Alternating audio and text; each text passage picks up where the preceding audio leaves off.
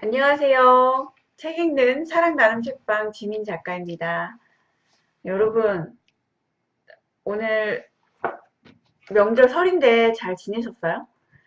저는, 저는 지금 40분 동안 이 앞에서 이러고선 촬영을 하다가 이게 저는 녹화가 되는 줄 알았는데 녹화 버튼을 누르지를 않고 제가 한 40분 동안 혼자 얘기를 했더라고요. 그래서 너무 지금 충격받아가지고 아직 그만할까? 막 이러고 있다가 오늘 생각난 김에 여러분들하고 될 일은 된다. 또 조금 더 얘기해보고 싶어가지고 다 가져왔어요.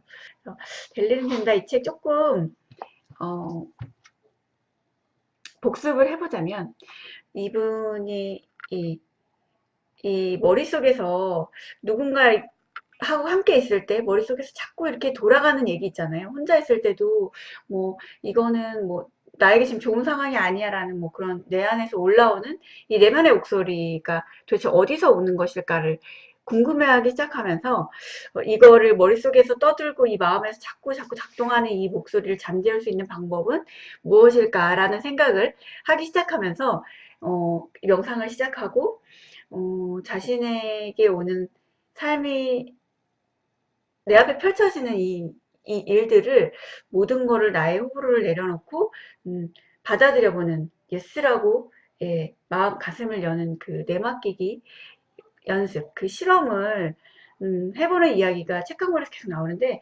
결국에는 엄청난 성공이 따라왔고 깨달음을 얻었다라고 얘기하는 책이에요. 그리고 이분 앞에 어떤 일이 계속 펼쳐지고 어떤 마음가짐으로 계속 내맡기게 됐는지 그 얘기가 계속 이 책 한 권에서 계속 반복되어서 나오는데 음, 저의 또 경험하고 같이 조금 더 얘기를 나눠보고 싶어서 예, 계속 NG가 너무 많이 나가지고 지금 그만하고 잘까라는 생각이 지금 드는데 여러분 네, 그래서 저는 끝까지 마무리를 한번 해보겠습니다. 네. 오늘 제가 읽어보고 싶은 부분은요. 134페이지에 평생의 가장 중요한 부탁이라는 장이 나와요. 여기 어떤 내용이냐면 이분의 그 집 바로 뒤에 있는 땅을 한 어떤 그 밥 틸친이라는 남자가 이분의 땅을 사셨는데 그분하고 되게 이제 가깝게 지내셨던 것 같아요. 근데 이분이 어, 그 친구 밥 틸친이라는 분이 내가 한동안 다른 지방에 가봐야 될 일이 있다고 하면서 내가 음, 개인즈빌에서 북쪽으로 65km 정도 떨어져 있는 유니언 교도소라는 데 복역 중인 제리라고 하는 남자하고 펜팔을 하고 있는 중이었대요. 펜팔을 하고 이분을 가끔씩 이제 면회를 하러 만나러 가는 그런 상황이었는데 내가 잠깐 다른 지방으로 갔다 와야 되니까 나 대신 이 제리라는 남자를 좀 만나러 가줄 수 있나? 라고 부탁을 받은 거예요. 그래서 이분은 정말 참으로 괴이한 부탁이었다. 어, 그쪽 일에 경험이 있었던 것도 아니고 나는 여전히 그저 혼자만의 삶을 지켜내고자 하는 마음뿐인 사람이었기 때문이다. 하지만 머릿속의 생각이 안 돼 라고 말했기 때문에 내 입술은 그러겠습니다 라고 대답할 수밖에 없었대요. 그래서 이분이 결국엔 이 제리라는 분을 면회를 하러 가는데 그분이 또 되게 의외로 명상을 또 관심이 있었던 분이었었나 봐요. 그래서 그 둘이서 같이 명상을 하는데 그 경험이 너무 좋았었나 봐요. 우리 둘이 함께한 명상은 놀라울 정도로 깊이가 있었고 나는 거대한 평화에 압도된 채로 교도소를 떠나왔다. 왜인지는 모르겠지만 교도소라는 환경에서의 경험이 내 안에 아주 깊은 무언가를 건드린 것 같았대요. 그래서 교도소 문을 채 나오기도 전에 나는 다음번 방문을 고대하게 되었대요. 그래서 두 번째로 이 제리라는 분을 만나러 갔을 때는 이분이 재소자 한 명상에 관심 있는 그 재소자 대여섯 명을 이렇게 모아 놓으셨다고 그래요. 그래서 같이 이제 그룹 명상을 하셨던 것 같아요. 교도소에 갈 때마다 내 안의 영적 에너지 흐름은 한층 더 강렬해지곤 했다. 또한 집에서 혼자 몇 시간 동안 앉아 있을 때보다 재소자들과 함께 있을 때 명상이 훨씬 깊이가 더 깊어졌다. 무슨 일이 벌어지고 있는지 이해할 수는 없었지만 나는 영적 상승을 느낄 수 있는 그들과의 만남을 매번 고대하고 있었다. 나는 어느 것 하나 미리 계획하지 않았다. 그저 에너지가 말을 하게 했다. 이분은 이제 그 교도소에 갈 때마다 되게 에너지가 보양되는 걸 느끼시고 그 시간을 되게 기다리신 거예요. 제가 이제 결핍의 나눔으로써 에너지 상승이라고 제가 책에 여기 적어놨는데, 어느 것 하나 미리 계획하지 않고 그냥 그저 에너지가 말을 하게 했다라는 얘기가 나와요. 그래서 저도 뭐 이분이 얘기하시는 거가 어떤 건지 저도 너무 잘 알고 있는데, 뭐 강의를 저도 앞두고 있거나 이럴 때 차라리 저도 뭐 강의를 하러 다녔던 사람이 아니라 뭐 책을 내고 우연히 강연을 하게 되고 계속 이제 뭐 또 문화센터를 또 새롭게 강연을 나가야 되는데 그 문화센터라는 곳에서 또 새롭게 강의를 하게 되는 게 굉장히 또 두려움이 오더라고요. 그래서 이렇게 강의라는 게 저는 정말 사람들 앞에서 질문도 하지 못했던 사람이었는데 이 강의라는 거를 제가 해야 되니까 이 얼마나 큰 이 제 안에 그 두려움을 마주했어야 됐겠어요. 그래서 되게 그 안에 많은 시간들이 있었는데, 어, 두근거리고 떨리는 걸 가져오지 않는다라는 게 어떤 거를 어느 순간 제가 탁 이해를 해버리더라고요. 그래서, 내가 이 두려움의 에너지를 주지만 않으면 되는구나. 내가 이 떨리는 거에 대한 걱정에, 계속 그 생각에다가 그 먹이를 주지 않으면 되는구나라는 걸 어느 순간 이해했고, 그래서 떨리고 이런 거를, 나 어느 정도는 뭐 강의하기 전에 두근거리거나 뭐 긴장되거나 이런 거를 어느 순간 저는 극복을 했다라고 생각을 했거든요. 근데 이게 어느 순간 그 두려움을 가져오는 거는 한순간인 거예요. 그래서 항상 저는, 어, 강의를 가기 전이나 뭐 차라리 강의 순서를 되짚거나 계속 이거를 막 그렇게 하는 것보다 오히려 저 자신을 탁 믿는 게 그 강연에서 에너지가 정말 너무 놀라울 정도의 다른 에너지에 제가 접속이 되더라고요. 그래서, 음, 내가 무슨 말 하는데 이걸 까먹으면 어떡하지? 이 순서를 놓치면 어떡하지라는 이 생각을, 그게 사실은 두려움인데, 이거를 차라리 여기에다가 에너지를 주지 않고, 차라리, 되게, 제가 정말 바로, 난 이 성가를 들으면 심과 바로 접속이 되는 느낌이 들어 라는 그런 성가를 차라리 한 곡 듣거나 아니면 저 자신을 탁 믿거나 차라리 기도를 하거나 성호를 듣는 게 저에게는 훨씬 더 도움이 되더라고요. 그냥 이분은 자연스럽게 에너지가 말을 하게끔 허용을 하셨다라는 얘기거든요. 그래서 학생들, 에게 뭐 강의를 해달라는 이런 뭐 제안이 들어왔을 때도, 이분은 하기 싫어 안 되라는 생각이 올라오면 바로 하겠습니다라는 계속 그 연습을 하시는 거였잖아요. 근데 이 학생들에게 난 무엇을 가르칠 수 있을까라는 생각이 드실 때 나는 정말 재미있게 이 학생들에게 도움이 될 만한 거를 나는 많이 가지고 있어라는 거를 가슴이 알았대요. 그래서 저도 강의를 가거나 이럴 때 이분들에게 도움이 될 수 있는 그 어떤 무엇이 제 안에 분명히 있어라는 거, 그리고 내가 알고 있는 거, 내 안에 있는 건 절대 어디 가지 않아라는 걸 항상 저는 그 생각으로, 그게 저 자신을 믿는 거잖아요. 항상 그 생각을 하는 것 같아요. 그리고 영적인 성장을 향한 그들의 뿌리 깊은 성실성 덕분에 교도소 수감자들과의 작업은 내 평생 가장 보람찬 경험 중에 하나가 되었다라는 얘기가 나와요.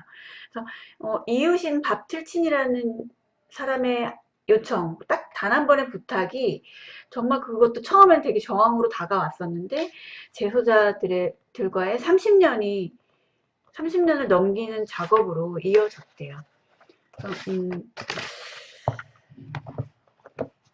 그리고 여기 그리고 내 가슴은 가장 뜻밖의 엉뚱한 곳에서 자신을 여는 법을 배워가고 있었다.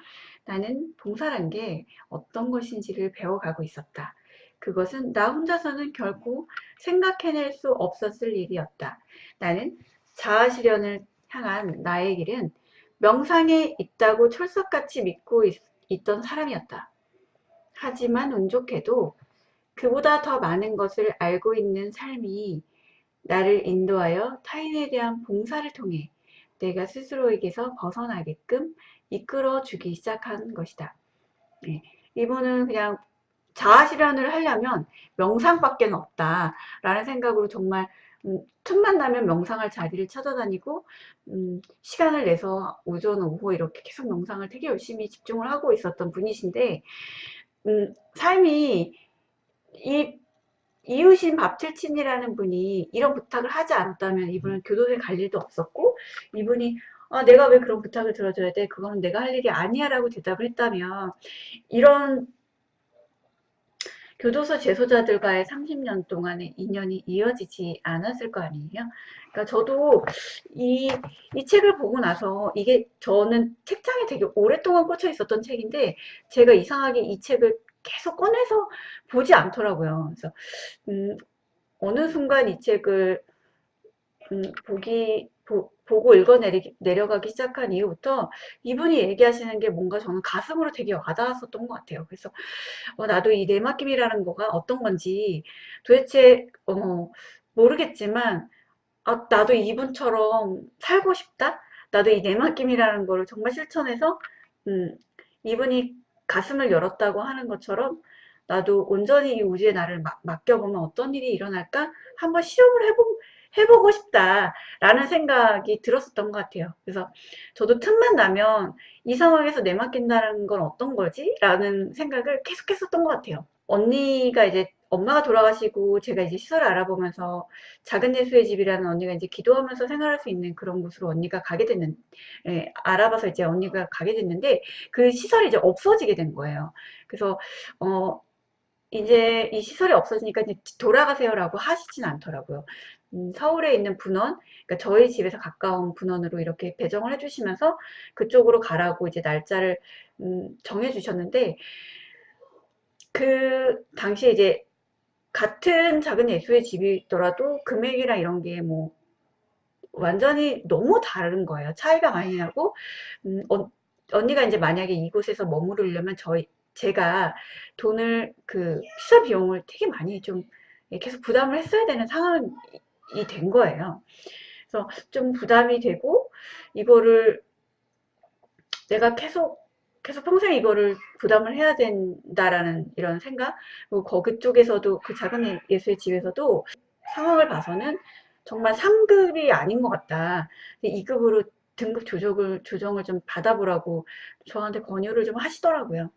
근데 그 당시에 이제 언니는 20년도 훨씬 전에 등급을 3급으로 받아놓은 상태였고 3급은 훈련을 해서 자립이 가능한 상태가 장애를 가지신 분이 3급을 보통 받거든요. 그래서 2급은 누군가 이제 보호를 받아야만 되는 이런 상황인데 언니는 저는 3급처럼 보이지가 않는다라고 해서 제가 그거를 다시 나 등급 조정을 받아봐야겠다라고 결정을 하기까지도 굉장히 힘들었었고 또 이거를 비용도 또 되게 추가로 계속 내야 되는 데다가 시간도 되게 많이 들었었고 그 뭐 정신 이런 그 과가 있는 병원을 또 알아봤어야 됐었고 계속 그분하고 그 원장님하고 또 상담을 계속 받아야 됐었고 또 외부에서 그 테스트를 해주시는 분이 계세요. 시험처럼.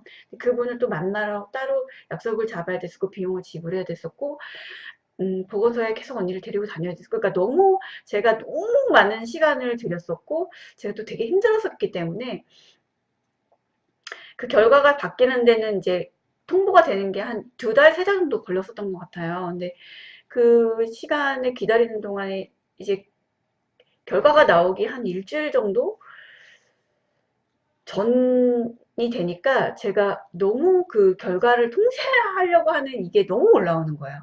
그러니까 난 너무 이 과정이 힘들었었고 비용도 많이 지불했고 그랬는데 무조건 2급이 나와야 된다라는 이게 제안에서 계속 올라오는 거예요. 그래서 그 나라에서 3급 장애인을 2급으로 이렇게 조정이 되기가 되게 힘들다고 얘기를 하더라고요. 어쨌든 예, 지원이 더 많이 나가야 되는 부분이고 하니까 또 아무나 그렇게 해주지는 않잖아요. 그래서 되게 어려운 일이다. 그럼에도 불구하고 한번 조정을 받아보라라는 얘기를 들었었고, 이제 그 오랜 시간을 들여서 지났는데, 기왕이면 무조건 나는 2급이 나와야 된다라는 그 결과에 대한 통제를 제가 계속 돌리고 있더라고요. 그래서 3급이 만약에 그냥 그대로 2급으로 조정이 안 되면 나는 어떻게 해야 되지라는 이 마인드 컨트롤을 이미 막 나 혼자 막 하고 있는 거예요. 일상이 너무 힘들 정도로 제가 되게 힘들더라고요. 근데 그런데도 불구하고 이게 저는 어떤 일이 저에게 힘든 일이 왔을 때 누군가에게 이걸 털어놓거나 나 이거 너무 힘든데 어떻게 했으면 좋겠어 라고 물어보거나 뭐 이것 때문에 지금 내 고민이야. 나도 지금 너무 불안하고 두려워라고 저는 누군가에게 얘기를 하지 않아요. 절대. 그러니까 내가 지금 이렇게 힘들구나. 내가 이렇게 또 뭔가가 이 결과를 통제하고 싶은 이 등급 조정이 되지 않았을 경우에 이거를 통제하고 싶은 게 계속 올라오고 너무 불안하고 두렵구나라는 걸 저는 계속 저의 이 감정을 계속 인정을 해줬었던 것 같아요. 어, 결과를 통제하고 싶구나, 너무 두렵구나라는 거를 계속 제안으로 들어왔. 그게 바로 성찰이잖아요. 그래서 그렇게 계속 나 자신으로 들어갔을 때 결국에는 그 결과가 어떻게 나오던 3급으로 나오건 2급으로 나오건 간에 예, 결국에는 계속 나 자신으로 들어가면 예, 내가 어떻게 해야 되지 이 상황에서 그러니까 저는 3급이 나오면 나는 어떻게 해야 되지라는 걸 계속 대안을 생각하고 있으면서 그러니까 결국에는 어쨌든 두려움을 가져왔었던 부분이긴 하지만 결과가 제 뜻대로 나오지 않았어도 예, 분명히 그 안에서 이제 저는 계속 저 자신을 내면을 봤었기 때문에 음, 제 안에서도 답을 찾을 수 있었을 거라고 생각을 해요. 그래서 결국에는 이제 언니가 2급으로 조정이 됐다라는 통보 그 전화를 받았을 때 제가 정말 눈물이 대성통곡을 하면서 제가 한 시간 정도 울었었던 것 같아요. 그래서 내가 그냥 그 결과 전화를 딱 받고 난 순간부터 언니하고 이제 지내면서 왔다 갔다 하면서 차 안에서 나눴던 대화, 뭐 힘들었었던 그 시간, 뭐 날짜를 잡고 원장님 만나러 계속 다니던 그 시간, 보건소 계속 언니를 데리고 다니던 그 장면들이 하나하나 제가 막 이 장면들이 파노라마처럼 머릿속에 막 떠오르더라고요. 너무너무, 그러니까 저는 제 자신이 되게 영민으로 느껴지더라고요. 이렇게, 음, 많이 애쓰고 고생이 많았다라는 거. 예. 어쨌든 이제 언니의 보호자였기 때문에 지금도 마찬가지지만 되게 정신적으로 너무 힘들었었구나라는 거. 그리고 그걸 저 자신을 되게 안아줄 수 있었던 것 같아요. 저는 이 상황에 대한 기쁨도 물론 있었지만 가장 큰 생각은 이제 저희 엄마 돌아가신 엄마가 언니하고 저를 계속 살펴주시는구나라는 생각이 제일 많이 들었었고 그리고 저는 정말 그렇게 너무 서럽게 눈물이 났었던 거는 저 자신에 대한 그런 그 따뜻한 연민이 되게 많이 올라오더라고요. 그래서 그냥 이런 일 하나하나 제 앞에 이런 펼쳐지는 이 순간들이 저도 왜 나에게 이런 시련이 주어졌을까라는 생각이 아니라 그냥 저는 정말 저의 삶에 그냥 멘토세요, 멘토. 제가 이분을 만나뵌 적은 없지만 마음속으로 되게 감사해요. 그러니까 제 삶이 지금 흘러가고 있는 이 패턴을 보면은 정말 저도 내맡기는 삶을 살고 있다라는 생각이 들거든요. 그래서 어떤 일이 오더라도 예전에는 계속 죄책감을 가져오고 이런 일이 일어났으면 안 됐는데 내가 이걸 했으면 안 됐는데 난 이걸 사지 말았어야 됐는데 이걸 샀어야 되는데 저 선택을 했어야 되는데를 계속 가져오면서 죄책감을 돌리잖아요. 근데 저는 일상도 물론이었고 전 육아 자체를 계속 죄책감을 가져오면서 되게 힘들었었던 사람이었기 때문에 예, 그거를 좀 내려놓고 모든 거는 일어날 일이었어 라고 예, 생각을 전환하는 거. 이런 일이 왜 이렇게 됐을까? 내가 그 상황에서 서 있지 말았어야 되는데 그러면 사고가 나지 않았을 텐데 라는 이 생각을 계속 가져왔었을 텐데 그냥 저는 얼마 전에 그 사고가 났을 때도 그냥 감사하더라고요. 바로 며칠 전에 뭐 타이어가 굉장히 상태가 안 좋았는데 그 타이어 다 갈고 나서 이 정도 가벼운 사고가 났구나라는 정말 진심으로 감사가 올라올 정도로 왜 나에게 하필 이런 일이 왜 하필 이 시점에 라는 그 생각을 그냥 일어날 일이야 나에게 음, 온 일은 일어날 일일 뿐인 거라는 그 생각의 전환만으로도 굉장히 사람의 마음이 바로 안정된 그거를 느끼더라고요. 저는 얼마 전에도 저희 어, 아들이 수술을 하는데 너무 두려움이 올라오는 거예요. 되게 큰 수술, 그러니까 전신 마취를 해야 되는 상황이었고, 이제 6세부터 그 수술을 받으라고 이제 권유를 받았었는데, 애가 너무 어린 것 같고, 제가 두려움 때문에 그 수술을 하지 않았었거든요. 수술 전 검사까지 받아놓고 그 수술을 하지 않았는데, 결국엔 이제 수술 날짜를 잡고 그 전날이 돼서 이제 성당에서 저희 미사 드리는 중에 제가 기도를 하는데, 저희 아들 수술을 좀 잘 되게 해주세요 라고 예전 같았으면 그 기도를 했을 텐데 어쨌든 이런 뭐 그것도 어쨌든 그 결과를 제가 통제하는 거기 때문에 그냥 어떻게 이 상황에서 기도를 해야 될까라는 생각이 들고 그냥 저희 아들 수술하는 동안 아들 저희 아이 안에서 함께 해주세요라는 그 기도를 올리고 있는데 그 성가대에서 성가를 불러주는 그 성가 구절이 딱 저의 귀에 딱 꽂히는 그 가사가 그 내막이라는 그 가사가 저에게 딱 들리는 거예요. 그 성가대가 성가를 불러주는 그 타이밍에 그 모든 것을 내맡기라는 그 가사가 그 절묘한 그 순간에 제 귀에서 탁, 예, 들어오더라고요. 그래서, 모든 거를 그냥 맡기겠습니다라는 기도를 하고 돌아왔었던 기억이 있어요. 어떻게 하면 삶이 우리에게 가져다 주는 거, 나에게 펼쳐지는 이 모든 상황을 좀 받아들이고 내맡긴다라는 거를 연습을 할 수 있을까라는 거를 이분의 사례를 또 하나 들어드렸고, 저의 또 이야기도 같이 나눠봤는데, 이거는 그냥 자기계발서라고 생각하기보단 이분의 이 마이클 싱어라는 이분의 삶 자체가 여기 계속 경험으로 나오기 때문에 어떻게 이거를 여러분들하고 좀 이렇게 나눠드려야 될까 계속 생각을 하고 있는 중인데 다음에도 또 사례가 나오는 거를 또 같이 읽어보거나 나눠보고 싶은 거 있으면 이 책으로 또 가져올게요. 연휴 내일 하루 남았는데 여러분 행복한 연휴 되시고요. 평안한 밤 되시기 바랍니다. 여러분 늘 느끼는 거지만 들어주셔서 감사합니다. 네, 다음에도 새로운 내용으로 또 여러분 찾아올게요. 감사해요, 여러분.